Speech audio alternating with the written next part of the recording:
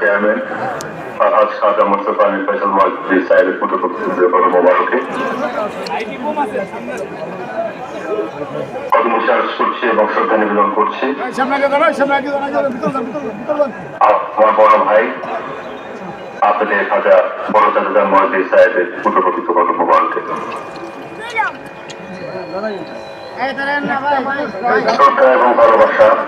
নিবেদন করছি আমার বড় বোন আপনাদের আম্মাজান এবং একই সাথে আমার ছোট বোন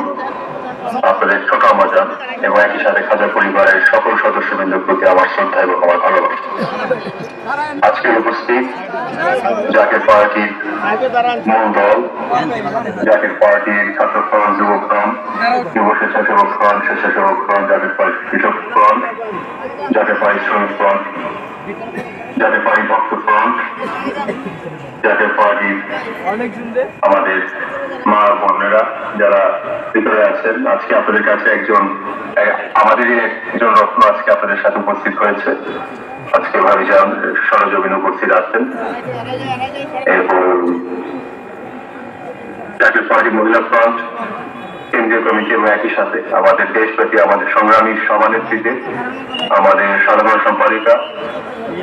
এবং আমাদের গ্রামের একজন কার্যকরী সদস্য যারা জাতীয় পার্টি পতাকা থাকি দিনব্যাপী দেশব্যাপী যারা সংগ্রাম করছে জাতীয় পার্টি ছাত্রী ফ্রন্টের আমার বোনেরা, আমি সকলের উদ্দেশ্যে আমি আপনাদেরকে জানাই আসসালামু আলাইকুম ওয়া রাহমাতুল্লাহ। আজকে আপনারা বিশ্ববিদ্যালয় ফরিদপুরি এই 12 রবিউল আউয়ালের দিনে আজ থেকে আরো 36 বছর আগে জাতীয় পার্টি মহান প্রতিষ্ঠাতা জাতীয় পার্টিকে প্রতিষ্ঠিত করে দিয়ে গিয়েছিলেন এবং একটি উদ্দেশ্যে